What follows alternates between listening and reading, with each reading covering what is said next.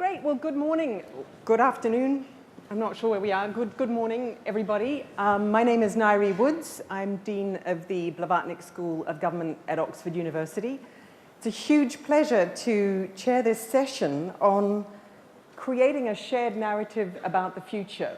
The word shared means everybody in the room is going to be part of this. So we'd like to bring you into this discussion and think about how we can move from the last 2 days of debating, fearing, hoping, towards what might be a shared narrative to take away about the fourth industrial revolution from this summit. We've got some fantastic panelists here, and I'm going to introduce each of them as I invite them to make some opening comments to you. But I guess our brief this morning is to think about, first, what's already been debated in these rooms this morning, the fractured world that we're living in, where, particularly in this region at the moment, you can feel the tension, the unease about global cooperation in a world where the leadership of global governance is looking slightly less reliable than it's been for some time, and definitely a sense of an accelerating change in global leadership with China and the United States obviously playing off each other on this. But there's also, at the same time as those global tensions, a collapse in trust in government that we've all been discussing and talking about. It's a collapse in trust that is quite strongly correlated with a slowdown in economic growth. If you look at every country of the world and how much trust in government has collapsed, it's quite closely correlated with what's happened to their growth rate. The problem is that even if growth picks up, the kind of growth we're seeing now is unlikely to deliver to everyone in those societies.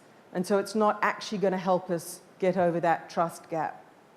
And then we bring to it the subject of this Global Futures Council Summit, technology, a sector which for a long time through those steady, calm, in retrospect, boring 1990s and 2000s, prided itself on being disruptive. But now, in a very disrupted world, the word disruptive is terrifying to a lot of people. It's terrifying to people who are worried they won't have jobs. It's terrifying to people who think that they've lost their children to a virtual reality that they can't control. It's terrifying to governments who are being encouraged to adopt technologies and at the same time being warned of the frightening consequences of inadequate cybersecurity. So tough times. But we're not here this morning to dwell on those tough times, but rather to think about technology and what kind of positive shared narrative can be built and how as we take forward the fourth industrial revolution. So let me start, before coming to our panelists, by just asking a few of you who've been leading on the networks this morning for literally the 12-word sentence on the positive vision that you've taken out from your network on each of the 10 elements of the Vision 2030. So who here has been leading one of those networks? I'm told that you've been primed. Yes, Andrew. Yeah, just a really short sentence. What's the vision? Inspire us. Thank you. So much to say. Let me just pick up on 12 words. You're counting, not me. Talking about shared narratives, and I was in a lot of conversations around agile governance. One of the things that really resonated with me was that people don't work on intellectual discourse. They work on narrative, on emotion, on feeling, on empathy. And so one of the ideas that came up, which I think really hits a point, is the use of art as a mediator in multi-stakeholder dialogue, not so we can reach the end point, but so we begin to diffuse some of the polarization and actually have a valuable discourse around how to move forward with the fourth industrial revolution. Thank you. Thank you, Andrew. Okay, so empathy, feelings, sentiments, this is your theme, Tim Dixon, founder of Purpose.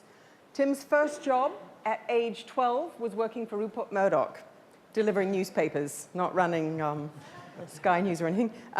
Tim, you've founded Purpose. You're trying to deal with the empathy issue in a very fractured Britain at the moment. Can you tell us about that? I think this conversation about the power of these disruptive forces are a lot of the discussion that we've had in the last couple of days in the Future Council I've been in has been around the potentially disruptive power of social systems breaking down. So we talk a lot about technology systems, and we live in a world of complex interrelated systems. But if our social systems break down, if polarisation drives us apart, it undermines our capacity to govern, to use technology, etc. So I think that issue becomes of how we, as societies, manage conflict and overcome polarisation. That's the work that we've been doing with More in Common, which is both to understand, from a research point of view, how our societies are tribalising and how social media is playing a role in elevating the extremes and leaving a gap in the middle, and so that the middle segment of the population often feels lost and adrift between the shouty sides of different arguments. And we're working on shared narratives to bring those two together. So a research element firstly, but also very practical measures. I mean, we saw earlier this year as a very practical example of how we can bring people together. We engineered an event called The Great Get Together around the theme that Britain had had a year of great division, Brexit and many other things, and an estimated 9 million people came out essentially to share food with neighbours and people that they didn't know, demonstrating really that there is this great hunger for connection. Technology, which we thought was going to connect us all, is often dividing us, but there are ways in which we can facilitate connection around shared narratives, and that's the work that we're seeking to do both in Britain, but also Germany, France, the United States. We're particularly focusing on how we can bring people together rather than allow this polarisation to continue. So your campaign is More in Common. So what is it that people have in common that you think is the essence of what you're trying to bring out? Well, one of the insights around the way in which narrative works is, we know narrative is very powerful. So we have an extreme populist narrative that at the level of narrative is having a huge impact on our systems and on our politics and so forth around the world. That elevates polarisation and conflict. An alternative narrative that is around a common goal that we all share can bring people together. The thing that we have to learn, and this is where we've done a lot of research, is that our communities, particularly in the Western world, are dividing between the sort of liberal, cosmopolitan, outward-looking, globalist, sort of optimistic vision of the future, people who are beneficiaries of change. The nativists, the left behind, that group. Generally, you've got about 25 to 35% in this group, about 15 to 20% in the other, but then you've got about half the population in the middle. Now, the narrative that people like us, cosmopolitans, often speak, which elevates diversity and difference, actually ends up being quite alienating for people in the middle who are living with a lot of uncertainties. You've mentioned economic change, the rapid pace of cultural, demographic change. Also just the sense of division within their own societies, and the role and the fear of the security fears as well. And all of those things are elevating people's anxieties. We need shared narratives that don't ignore those anxieties, that don't just talk about difference and diversity, but also talk about commonality and our common goals. And that's a big shift, to be talking about what we have in common. And it's not a challenge that's unique either to developed countries. I think that the same issues are being experienced. You can go to Uganda or South Africa or Rwanda's experience, and many other countries, Thailand and Myanmar's experience right now, that finding these ways where we can bring people together. And surprisingly, in terms of academic understanding of this, we have a lot of laboratory experimentation on what can bring polarised people together, but not a lot of real-world knowledge, and that's where we're going with really practical. Let's get some real-world knowledge. Any other example? Has anyone in the room got an example of this More in Common theme, of an attempt in your country, in your community, to bring together separated, fractured groups. Has anyone got a concrete example of that? Yes.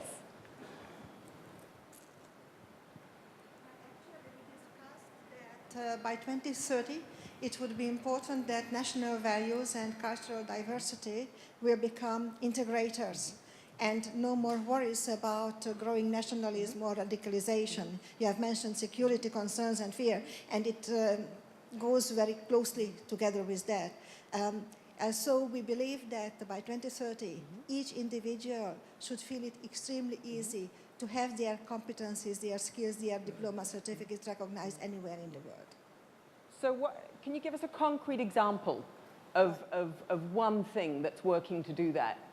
Well, a concrete example, when professional associations agree on mutual recognition of their certificates or diplomas, and it needs to be scaled up. So for labor mobility, Yeah. right. Great, thank you. Any other concrete examples behind me? Thank you, point them out. Yes. Yes, so an example I would have is my research area is environmental planning. And environmental issues, if they're framed appropriately around quality, can bring communities together which might otherwise be fighting with each other. So cooperation over a lake, for example, there's a lake which is shared between Albania and some of the other Balkan states, and they have been able to cooperate over that Lake Ohrid, which is essentially because of the environment. Otherwise, they don't have much in common in terms of a history of violence.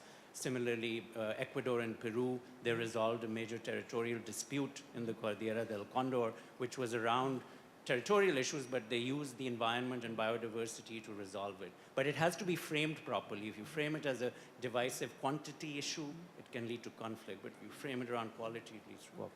Thank you. So Tim Dixon began by saying technology can separate and fracture societies, but we've seen some examples of where it can also bring people together. Can I just ask you for a little vote, a little show of hands? How many of you think that on balance, technology will fracture your society and separate it? That's option A. And option B is how many of you think that technology will help your community or society come together on balance? Clearly, it can do both. You've got to go vote one way or the other. So, fracture and separate your society. Who thinks technology will do that? Okay. And who thinks technology will help bring your society together and help it cooperate? Okay, so there's a slight majority, I think, in favor of bringing society together. Okay, so we're off to a positive narrative this morning. This is good news, I think. I'd like to now come to shift our pace slightly to Nita Farahani. Nita is a professor at Duke University, but has launched SciPol in order to help normal citizens like the rest of us better understand science and technology policy. Nita, you're working on neurotechnology. It's a bit frightening to the rest of us. You know, will the government know what's going on in our brain? Right. Can they? Where are we on this? Well, so to be clear, I work on the legal and ethical issues with respect to neurotechnology, and more broadly, a number of emerging technologies. I'll tell you kind of a funny story first, which is on the plane ride over here, I finally was able to indulge in watching a movie. And I chose a movie that I hadn't heard of before, but that was quite interesting, called Circle. And if you haven't seen it, it was interesting for the point that I want to make, which is it was about sort of what happens in a world of total transparency. What happens when information about us is shared ubiquitously, and we might choose to share that information about ourselves ubiquitously and kind of follow our every move. And the reason that was so interesting to me is one area that I think we're all a little bit concerned about is the fact that there's so much information that's being collected about us. It's really ubiquitous. And in the wrong hands, we're unsure of what that's going to mean for our future. What does that mean for our relationship with one another? What does that mean for misuse of information against us? And in neurotechnologies that I study, I think this point is really brought to a kind of sharp example of that. So a number of people probably here, do any of you wear fitness tracker devices? Anybody have anything on that is a tracker? A number of you. And you choose to do that because it's convenient and it also tells you something about yourself, right? Well, There are new such technologies that are emerging every day. It's a burgeoning market, and one of those areas is in neurotechnologies. There are these simple consumer-based devices, EEG devices, electroencephalography, that track brain waves. And there's a lot that you could do with that. You could learn about how to focus better, how to meditate better.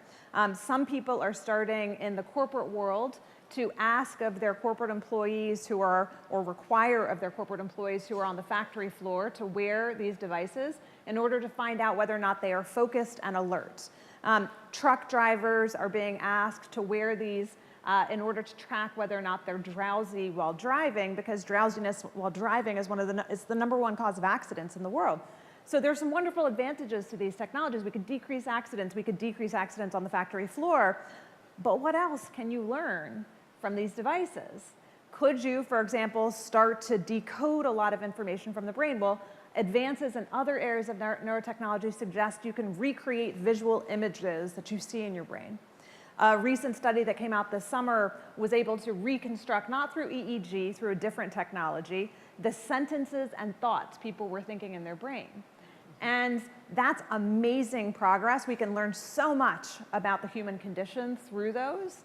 But what happens when your simple fitness tracker device or your EEG that you're voluntarily wearing starts to reconstruct the visual images in your brain and starts to reconstruct your thoughts?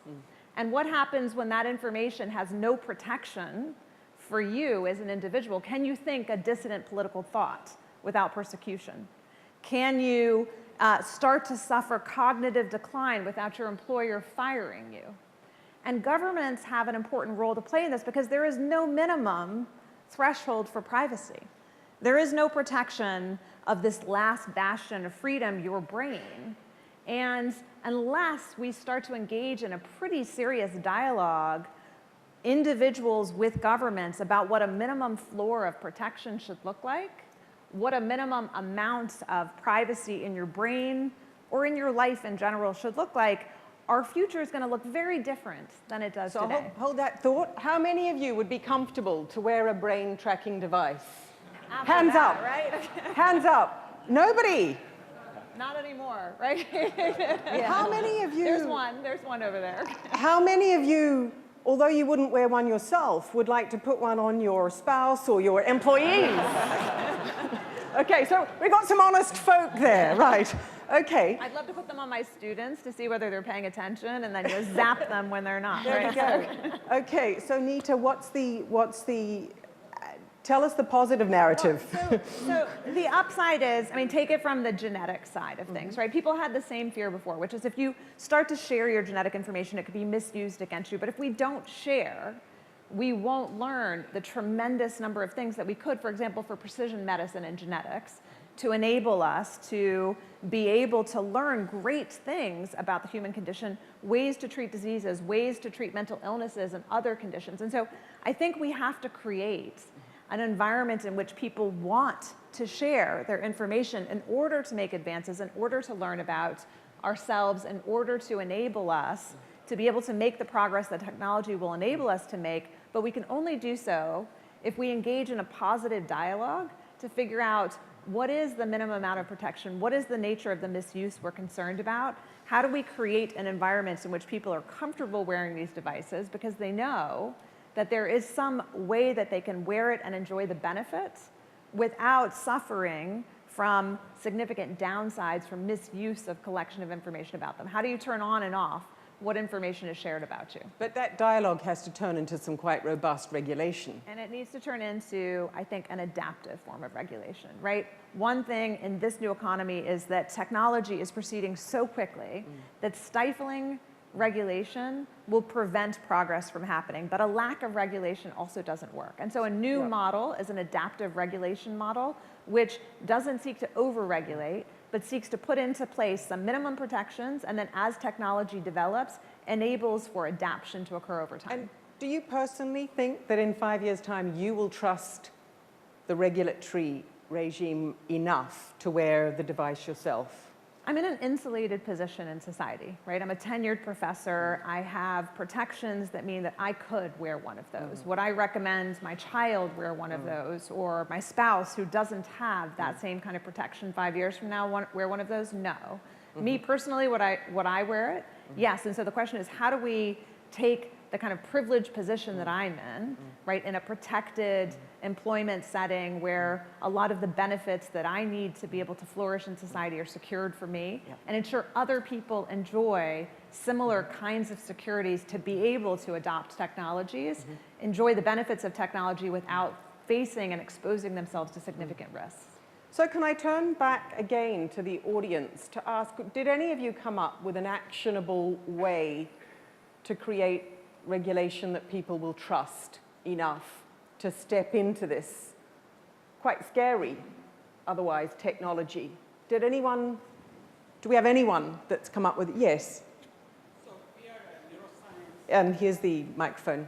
Okay. So some of us here are on neuroscience, neurotechnology panel. So first of all, I would like to invite you to come to our meeting at in noon so that we discuss exactly this and related topic.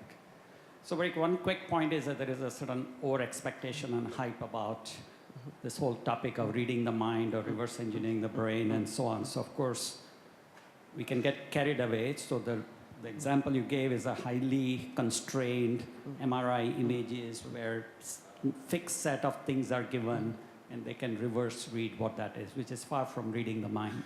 So we have time. I mean, that doesn't mean your work is not important. It is really important. So I don't think that our issue right now is this kind of scare and hype and mind will be read and so on. But I'm not sure the question you're asking, regulation, is at this time. It's really, we are more at a very technology enabling stage. It's really the ethics, probably exactly what you're studying. What is the right topic to study? What's the right way to study, right way to engage, whether your spouse or your son, as you put it. And once the ethics and social aspects of are understood, then we can talk about regulation, which can both be stifling as well as perhaps human safety. But what would you say to reassure the factory worker who says, look, every part of my day is now being tracked by my employer. This feels like indentured labor.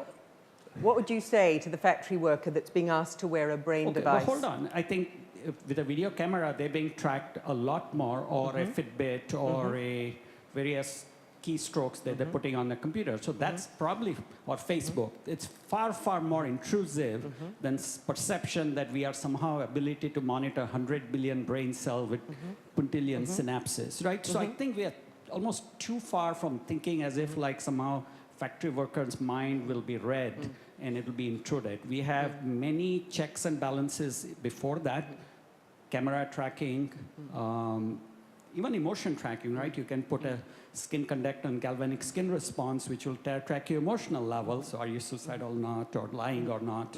So there are many procedures that are coming before we will go to the brain, and they can serve as benchmark. And I would applaud the kind of work you would do so that we can figure out the ethics, then the social norms, which will vary from country and society to society. And then comes, I think, inevitably regulation. And that prematurely under scaremongering will stifle everything good thing we are likely to do. Also, for audience, as an example, you probably know, deep brain stimulation treats Parkinson's. It's an incredible treatment. However, you're stimulating the brain already very effectively. Now, had that been, I'm putting an electrode in the brain to stimulate the brain, would instantly arouse paranoia that, oh my God, somebody's controlling my mind, because I can hack that stimulator. So thank you. So I think we'll stop there. That was great. We're all so monitored anyway, we shouldn't worry about our brains. What do you think, Nita? Just one quick thing. One is, 100% agree, EEG cannot read your thoughts or your images in your brain yet. It already is being used for simple tracking. And it's true that it's just an example of the ubiquitous information that's being collected about individuals in society today, from video cameras to every other kind of biometric sensor to many other things.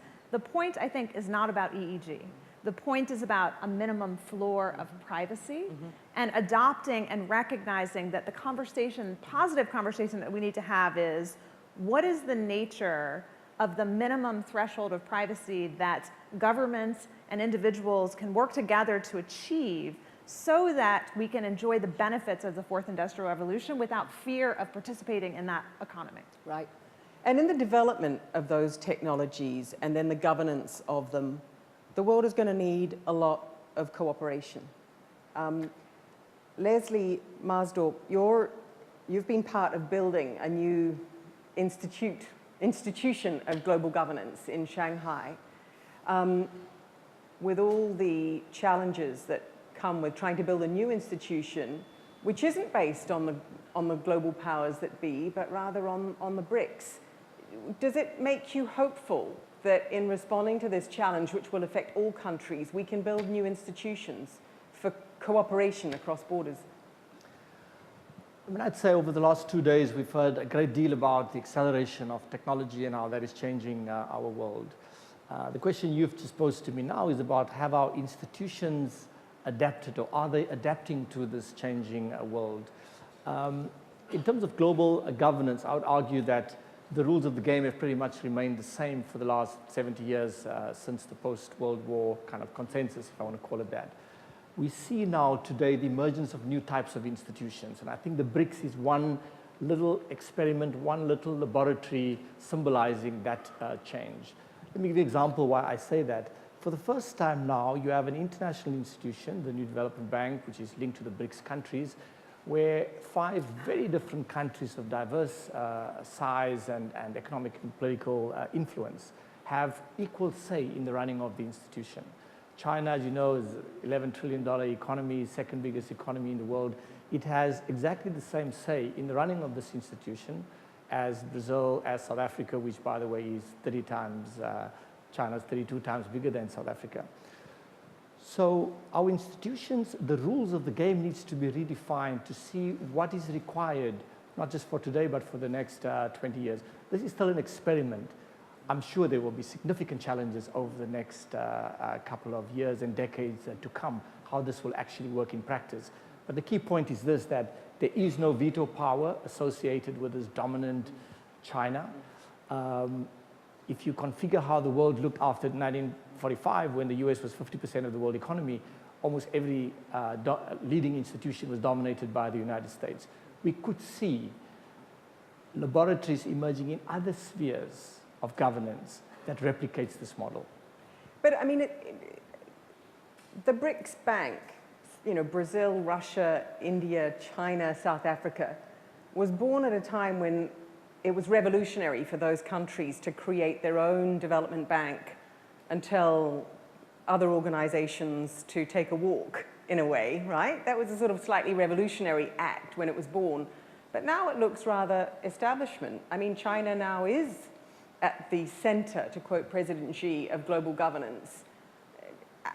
Does it feel that way? Do you now feel a very conventional part of global institutions, or is there something in the new development bank that is slightly disruptive, that is a different model of cooperation, that could help bring trust to countries who perhaps don't necessarily trust the largest powers in the world?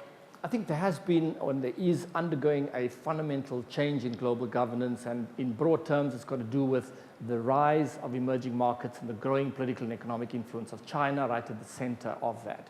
So this bank is an example, is an expression of that greater posture by China and the emerging markets in the globe. However, it is still early days. I think you also hinted at the fact that the emerging markets framework and the context have changed quite dramatically since the bank was formed. Many of these countries today are experiencing very deep political and economic crises. However, the institution was set up for the long term. So this is about the next 20, 30, 40 years. One shouldn't subject the institution through the lenses of the last 2 years and, you know, look at the crisis in Brazil or South Africa and say, you know, will these be significant powers going forward? The next important point I would say is that there is one global system. There's obviously different features to the system, but China operates as much as it described itself as a socialist economy with Chinese characteristics. It operates within a market system. And in no way is the New Development Bank trying to build an alternate competing system. it's trying to entrench and build in characteristics of a new model of governance, which is not premised on the dominance of the great powers of the world. Mm-hmm. So that's one experiment, a reasonably conventional experiment in how we should cooperate.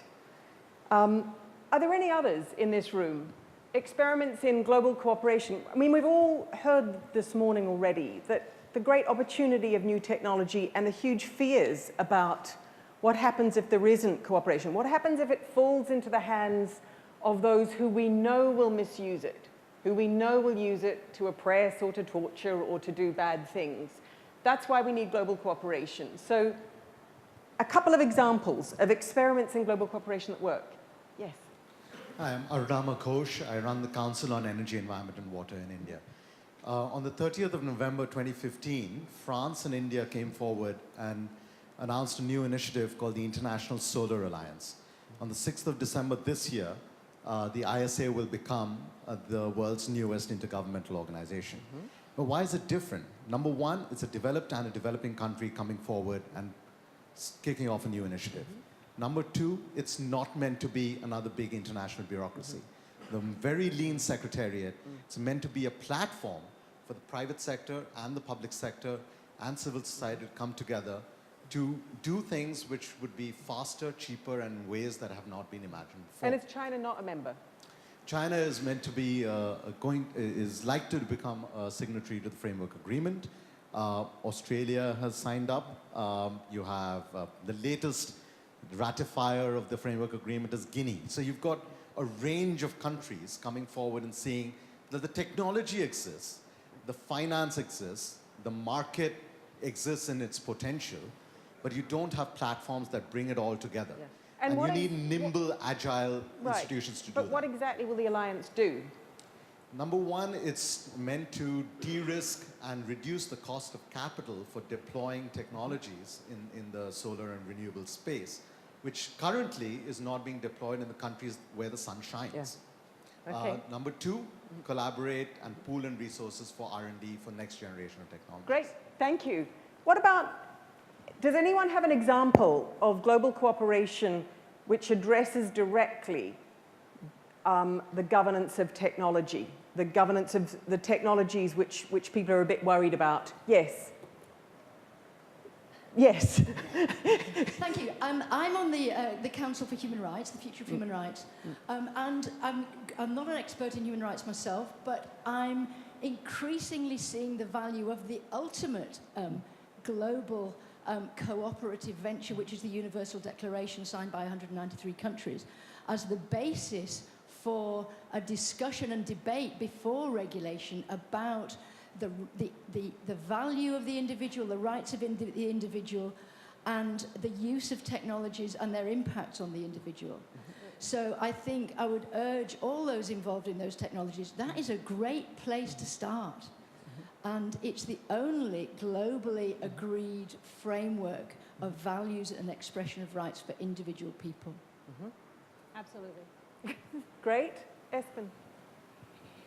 I think one example, Espen Bartheide from the International Security Council, one example narrates the embryonic discussions at the UN about lethal autonomous weapon systems, which is about trying to find a way to interact with a very fast-growing tide of technologies where the kill decision can be made by a machine, by a logarithm, rather than a human being, and whether that should be regulated, prohibited, or in some way controlled before it's sort of really here. And it's a challenging discussion because you're running after a technology that is more advanced than the diplomatic discussion about it, but it's one attempt.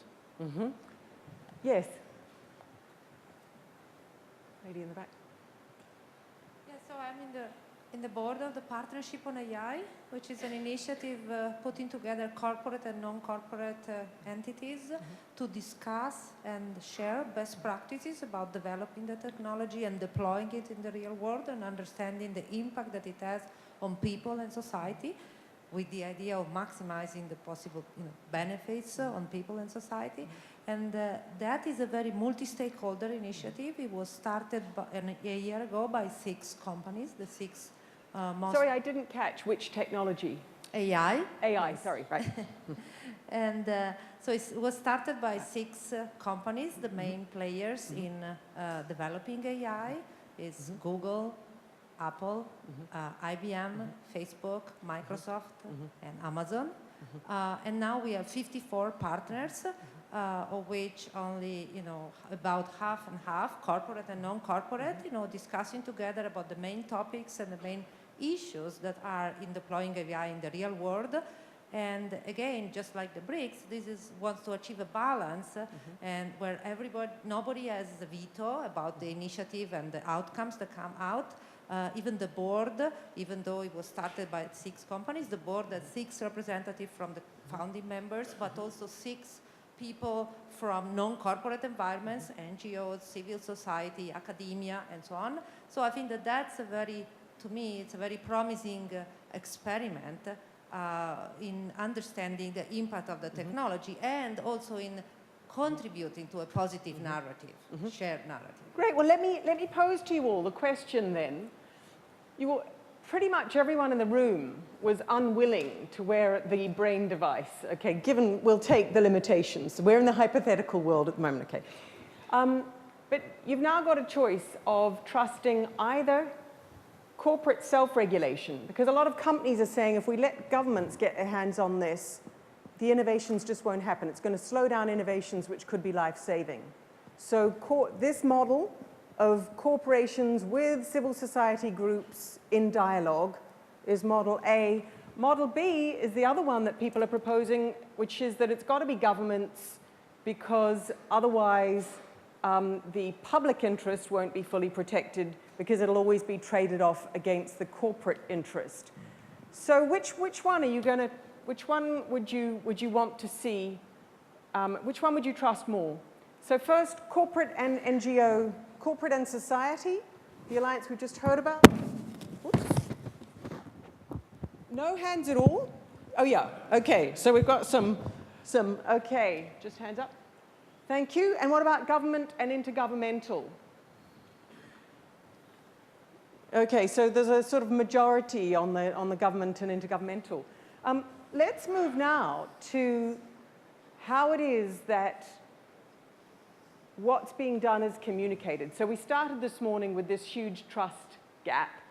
And what goes on even in these discussions in the Global Futures Summit, of course, reaches relatively few people.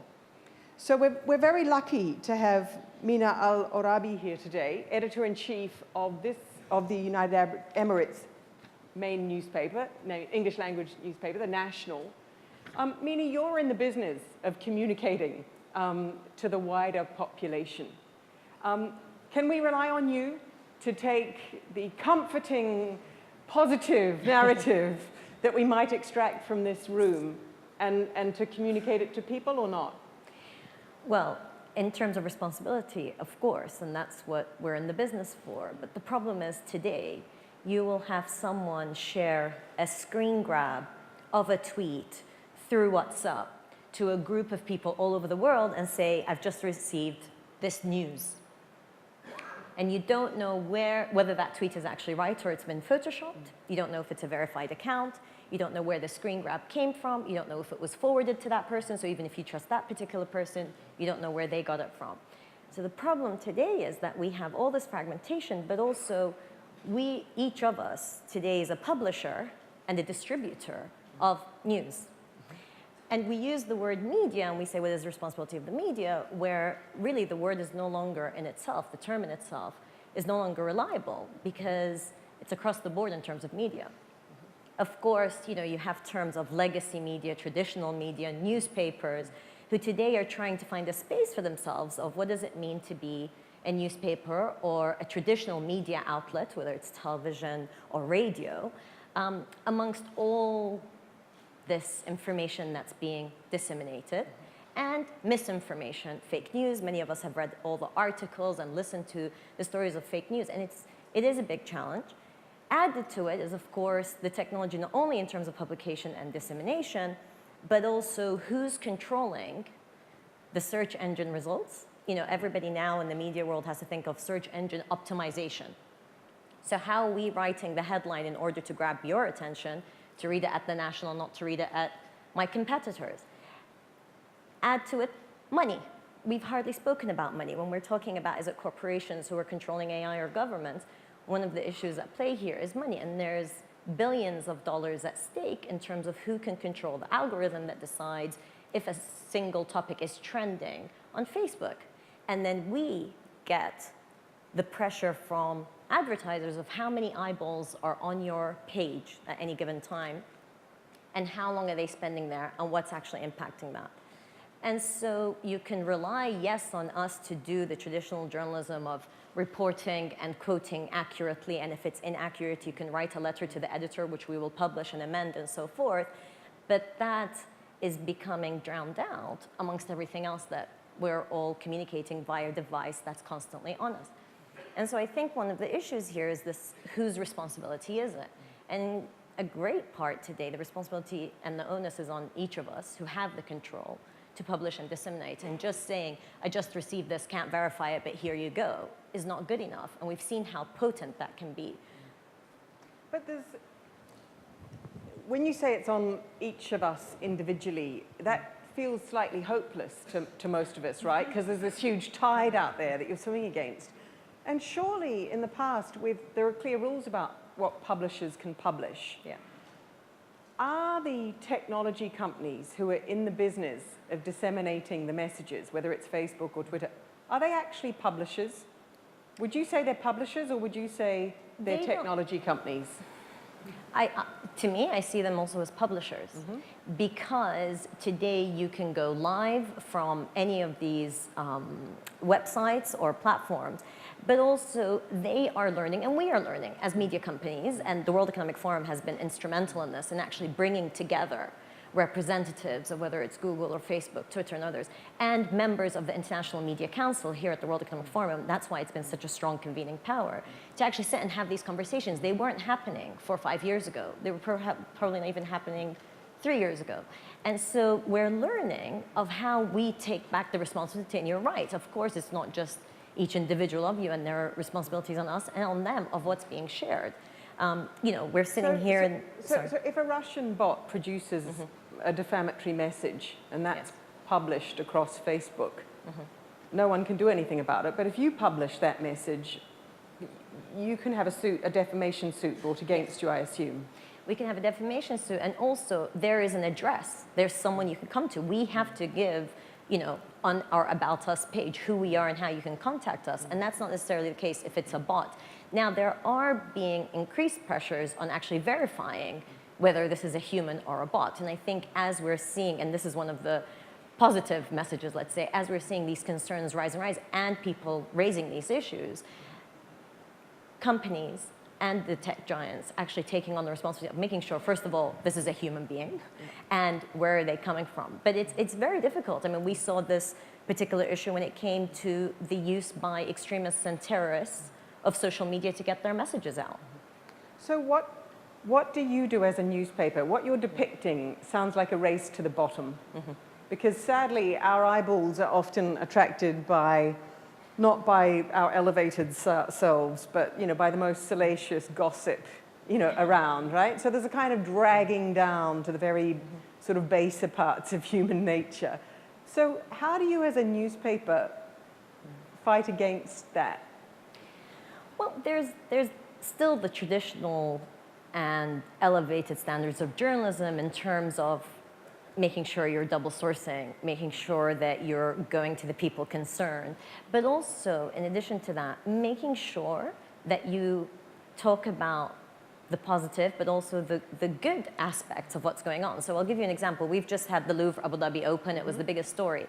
It was by far the widest, most read articles, videos that we shared, and photos, because people wanted to see that good news story and also a sense of achievements and accomplishments. So if we go to the issue of shared narratives, we do find that actually people want to go to a well-written story that is positive, that does give you hope, that frames a particular issue, or, for example, on the Middle East, telling people things about the Middle East beyond the doom and destruction. But we also have a responsibility to talk about the destruction, the fact of the voiceless people who will never really be in a hole like this and have their story be told. So we still have that responsibility, but we have also the responsibility not to be as cynical and say that there can be good news stories that we can share. Mm-hmm. Okay, so we heard at the beginning of this session why we need a kind of shared narrative. Fractured societies, we need to find what we have more in common with one another. And then we heard about how technologies do present opportunities and things we should be afraid of, and we need adaptive governance systems. We heard about the kinds of new institutions we might need to take that governance forward, and now about how it is that if it's a narrative we're looking for, how do we communicate that narrative? So Mina's given us a view, sitting as editor of a major newspaper, about how we communicate the narrative. Who else in the room has some ideas, proposals, concrete suggestions about how we communicate a narrative? Yep.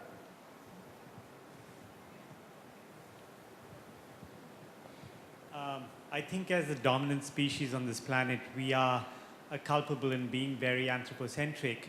But in being human-centered, we are not being human-centered if we recognize that in the longer time frame, our well-being is deeply coupled with other planetary systems.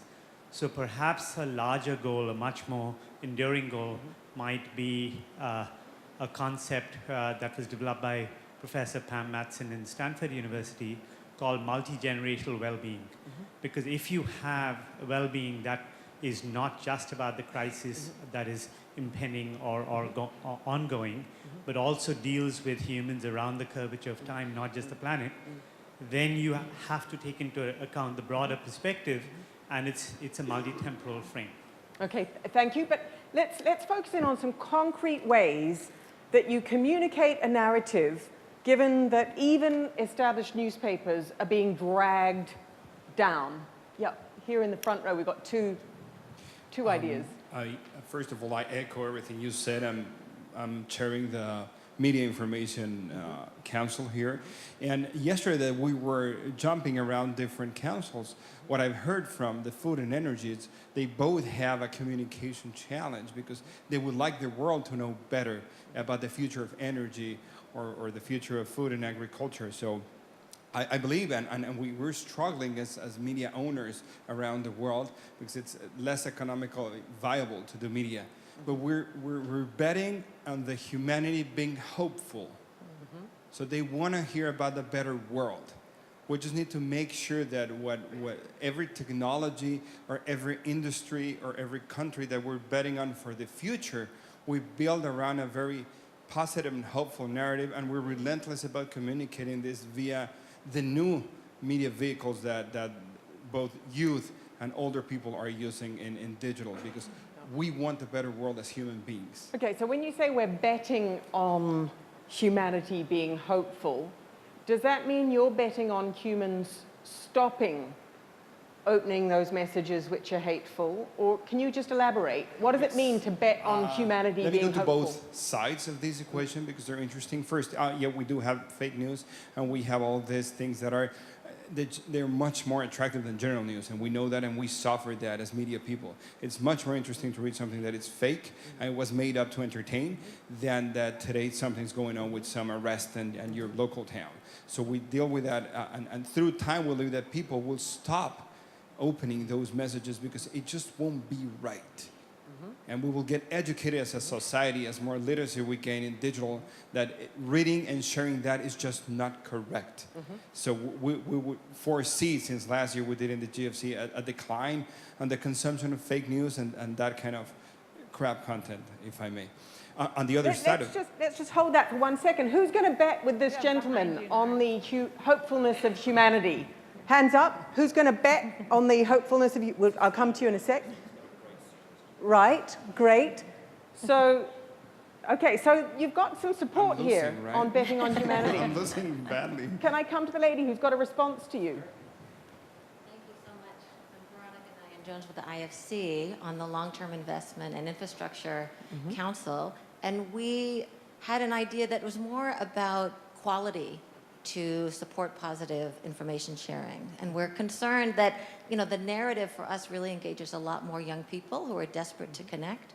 We thought, could we hire many young people, sort of Peace Corps style, to be the ones to monitor and support cybersecurity and resilience, to ensure that both there's a watchfulness for malware out there, but also in terms of civic discourse, that there are people, young people, keeping an eye out for what the messages are being shared and whether or not they're legitimate or not.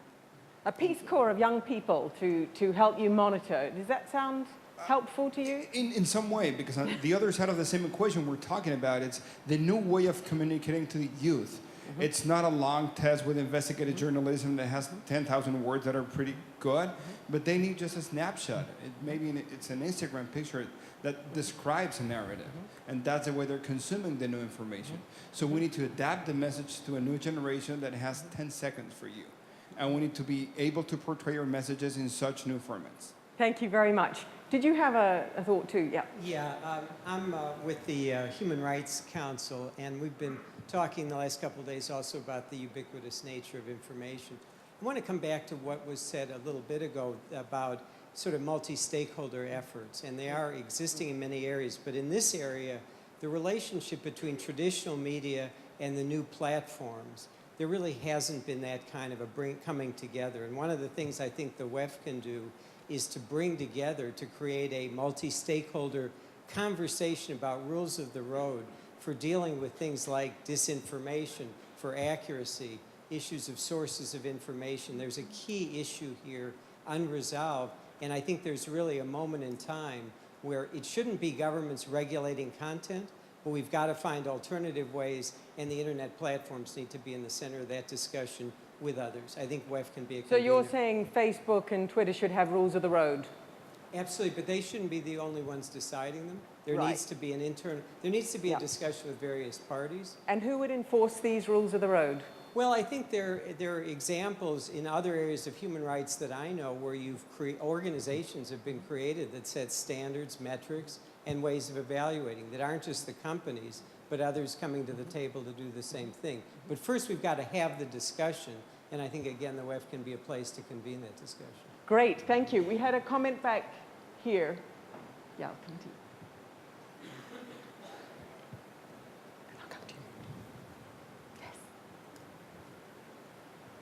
I wanted to go back to the point about how to better communicate and to form a shared narrative.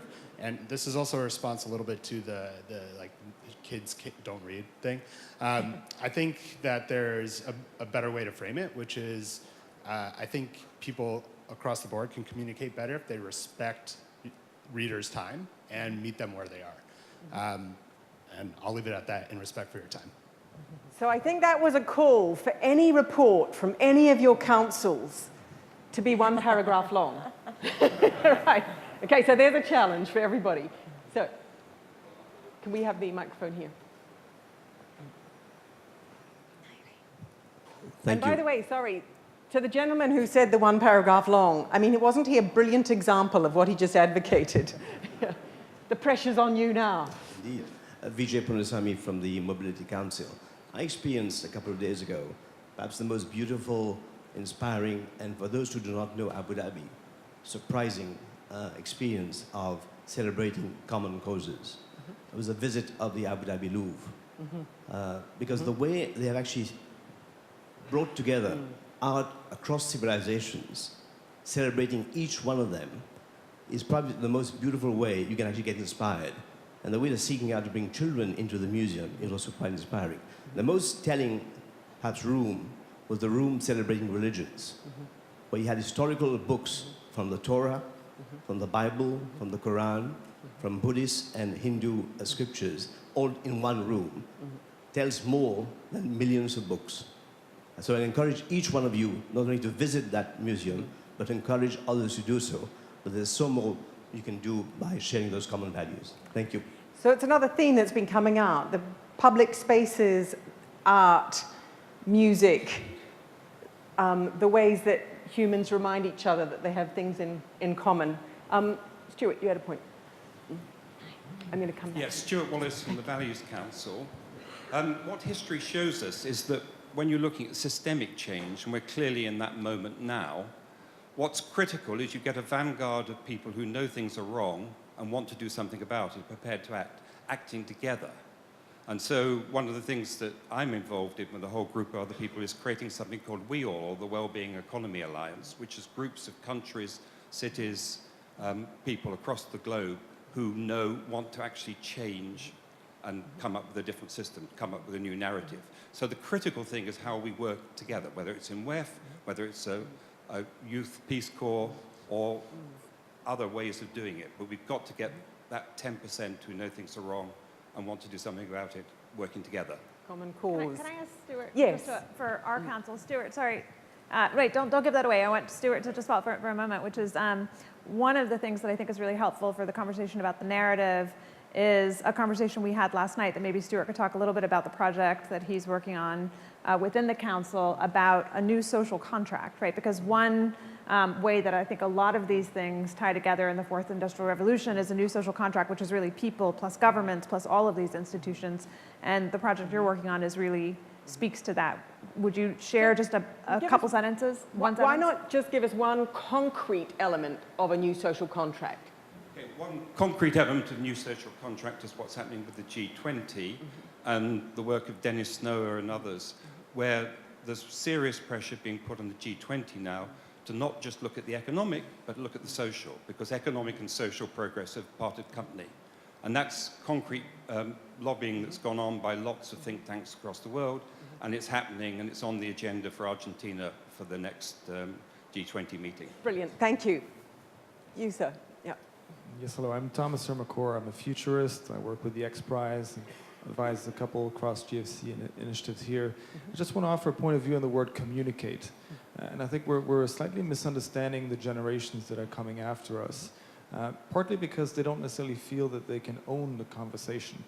So they're still talked at, and they're being offered platforms to be talked at. I think this is the main thing. The reason why we try to think our way into the minds of youth, and actually it's not that they have a short attention span, it's that they want to feel that they co-create. And that's the thing that we're robbing them from, because a lot of the platforms are actually not genuine. So I think that the main thing that needs to be solved, and that where the WEF can help, if it really understands the DNA of the fourth industrial revolution and how the next generation will be involved, it has to do with the ownership, or the sense of ownership. So a lot of the work I've done has to do with co-creation and co-curation, etc. And I think that's where we're not exactly doing the right thing. To make it very simple, if children, if youth, if the next generation feels that it has, a bit like Wikipedia, an opportunity to moderate the conversation and not just listen, I think it would change a lot. Mina, when you hear that, co-creation, how does that strike you? I mean, you're editor-in-chief of a newspaper. Can you reach out to Emirati youth and have them co-create with you? What does that mean? Well, I think there is something to be said about expertise, media literacy. I mean, I think part of our problem is that we're often not going back to the very basics of what's primary sourcing, secondary sourcing, how you actually are also reading media. But in terms of co-creating, I think there are actually more opportunities today than there have ever been to share, whether it's Instagram, Snapchat, Twitter, YouTube, Facebook, which are huge in this part of the world. And so actually they're having the platforms, but the idea is there a disconnect between a newspaper and who's reading the newspaper, and we're trying to combat that by being available on the platforms of where they will read. And so I would say it's also, there is, I think, a moment to also step back and say, you have to appreciate that it takes time and expertise and experience, and we're willing to do that. So in terms of having interns, we've had recently undergraduates come and visit the newsroom and have conversations. We go to schools and speak with them. So in that sense of a conversation and hearing from them what interests them, but also learning that it's not so much attention span, but video. I mean, we can create video now in ways that never used to happen before, and that is more appealing to people across the board. Part of it is also sharing content and giving the ability to share content so people feel that they're part of the conversation. But I would say in terms of co-creating or co-writing articles, there is still a method to the madness that needs to be learned. Did you have any advice for the newspaper editors in the room? Yeah, actually, my comment was not directed at the newspapers. Yeah. And I fully agree with what you've said. You know, the platforms exist more than ever, as a matter of fact, as you just said. I think it's the connection point between the newsroom, governments and the institutions that we are familiar with, and this co-creation environment that is failing. So, you know, it's not that we don't have the tools, it's not that people don't want to listen, but we're not making the point of connect. So some examples of these, I think, are around data commons and the ability to express this. You know, Wikipedia is a great example, obviously. I worked with the G7 to try and set up an AI framework for good as one of the experts. And these are just some of the pathways that we need to adopt in order to make that link. Right now it's non-existent, and I think it's non-existent in many of the institutions that we're talking about. Thank you. Just get back just briefly, very briefly on that. I mean, one of the things about the UAE, for example, they have a youth minister that's done youth circles that go to all the different emirates and actually have very similar setting like this, where young people speak. The National Media Council has a Youth National Media Council now. So there is an engagement in certain countries that you can learn from where it's these conversations and you're including young people not as either listen to, or we're going to talk about youth issues, but talking about all the key issues we're talking about, but by a younger generation. So I do think there are some lessons to be learned. Thank you. No, can we bring the microphone to our Emirati colleague? Yes, sir. Actually, I'm from Saudi Arabia. So I'm a member of the Global Council on Future of Information and Entertainment. So I would like to come from a different angle, from technology point of view. Fake news have always existed in the human history. It's called gossip, it's called propaganda. They have always existed. But what's the solution for it is create credibility platforms, which are like licensed or regulated media outlets, whether state-owned or privately owned. With the internet, the dissemination became instantaneous and became at mass and became at global. So the speed and the reach of the information became much more became faster and more instantaneous than the credibility platforms that we have now, which is the traditional media. So the only way for fake news impact to be reduced and the real news impact come up front is technology to play a role to accelerate or change how credibility tools or credibility platforms are being run. Like, for example, blockchain can help a lot in putting a credibility angle at the same speed of the dissemination of the information by using the internet. So this is a technology angle, but also could imply business model changes. Newspaper relying on newsrooms, 2 editors checking, double checking, cross checking is not enough with the way it is being done now. They have to change. Thank you. A really important reminder that technology itself, whether it's blockchain or other, can actually help us create assurance in the system as we create this shared narrative. I'd like to just come, we've got just a few minutes, back to our panelists to ask you for your takeaway, given that we have in this room, everybody wants to go home with a sense of a positive shared narrative, but not a Pollyanna-ish one, not a, oh, technology will solve everything. I think if there's one message that's come out of the discussions on the last day and a half, it's that technology is posing as many challenges and fears as it is opportunity and hope. So the point of this last session is really to think about what is it that will take us forward to reap the opportunities whilst dealing with some of the fears. So Tim, your message has been that we've got to pay attention not just to technology, but to the societies which are using technology and the fact that they're very fractured. What's the takeaway you would want everybody to take out back to their own workplace and community on that? So 3 very quick takeouts. One is people need a sense of agency. So this discussion about co-creation, about technology, the neuroscience, critical to that is give people control. And I think that runs across technology and governance systems, etc. Second point is on we need to design technology that's human-centered and that brings people together. So the algorithms for our social media, for Facebook, Instagram, etc., we need to bring more public scrutiny, we need to bring people together, we need to find solutions because they need to change, because they're harming us. Listen to what Sean Parker, the founding president of Facebook, said just the other day, that they are built on the manipulation of weaknesses in human psychology. But we can positively shift that, working with those companies. Third takeout, a very practical suggestion that came from the Agile governance discussions, is developing a global network of exchanging experience and learning from measures to create connection between people who are separated. We have in our cities, as growing urbanisation, we are actually seeing in many cities around the world increasing segregation of people, fewer people who are unlike each other connecting, even though they're in diverse communities. We need to find practical solutions, housing, education, workplaces that bring different people together, and we need to very quickly find scalable ways to do that more, because that's actually at the heart of building strong, resilient, cohesive societies. Thank you.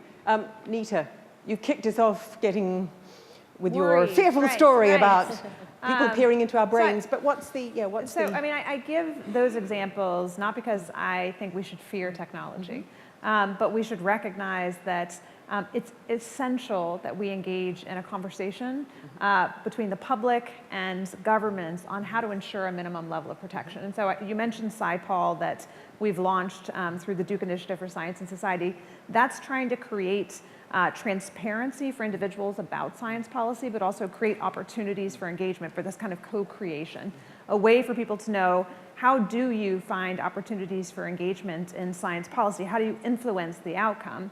Which means it's trying to build upon a move toward deliberative democracy, toward a recognition that the best way for us to have models that protect us, models that ensure that we can reap the benefits of the fourth industrial revolution, is if we engage stakeholders, which is all of us, which is everybody in society who is going to be impacted in technology, in building toward a future, in building toward what I think is a minimum level of protection. So I think governments play an essential role in this to ensure and help us adopt a minimum level of protection so that individuals can reap the benefits of the fourth industrial revolution, because we're enjoying the benefits, but we're entering into a period of great risk to individual liberty, to individual autonomy, to individual ability to participate in society fully, to enjoy those benefits without having serious repercussions. And so I think we need to encourage people to engage in a process of deliberative democracy so that governments can know what the minimum level of protection is to ensure that we can participate and fully enjoy those benefits. Thank you. So deliberation and dialogue sound polite, but of course some of these issues are going to bring people into really serious conflict, and those conflicts will also be between states and across governments. So that's presumably where we need institutions for cooperation, so that the conflict can be moderated and brought down into some compromises. What's the lesson that we should learn from the NDB, Leslie? Two brief takeaways from here. I quite like the idea of, I think it's called multi-generational design, if we can incorporate that principle in our work. The key takeaway that I would like to leave everyone with is that the search is still going on for how institutions and global institutions need to adapt to this new world. Someone in our council on long-term investment in infrastructure came up with the idea of youth advisory councils. Just for a moment, contemplate the idea that all of us, whether it's the World Bank, New Development Bank, all of these global institutions have a youth advisory council and have a much more open sort of model to tap into the ideas of this next generation. The second takeaway that I'd like to sort of leave everyone with is as part of the search, this idea of what radical transparency will mean in the future for institutions is something worth thinking about. At the moment, it is done in a very contained manner where we consult with civil society organizations, we consult with stakeholders, and it's called stakeholder dialogue, etc. But the idea of opening up and having everything in the public domain, if you are an instrument of public policy like a World Bank or a New Development Bank or AIIB, why should your board meetings not all be sort of public? You ultimately spend taxpayers' money. Everyone here have a right to know what we actually do. The key point is new models of governance. There is still a search going on. It's still elusive right now, but there are several experiments underway. Great, thank you. Radical transparency. Nina? Well, I'd say I just hope people go away with the idea that also communication depends on how you're explaining a lot of these ideas to people.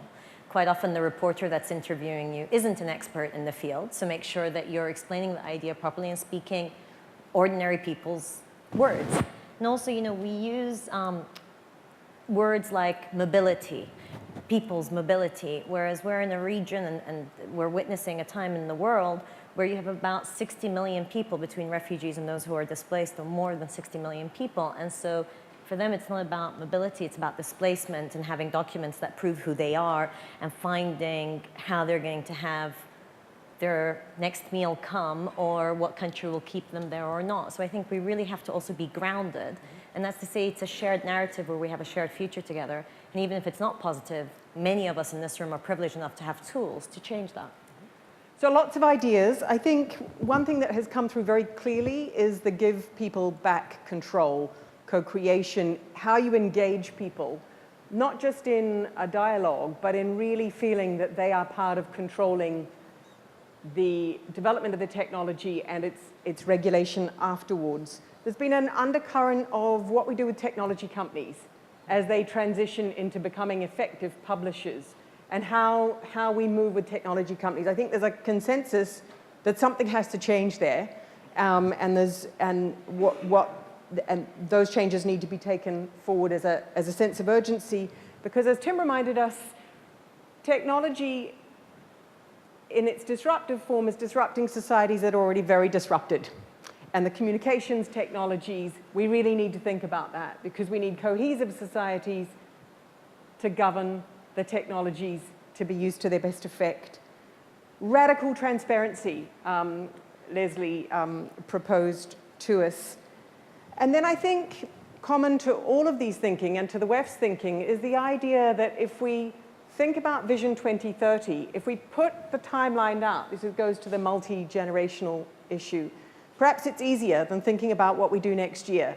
It's not kicking the can down the road. It's just saying perhaps if we're going to co-create something, if we're going to try to come to agreement, the easiest way to do that is to start with a vision of what this should look like in 2030 and then move back. And I know I probably speak for everyone in saying I hope that in the work that you've done in the last day and a half, you've managed to get a handle on that and think about what 2030 should look like, so that we can all go away and start working backwards from that on the steps we need towards what this session was about, a shared narrative. Thank you all hugely for participating. I think it's lunchtime, so thank you. Thanks to the speakers. Thank you.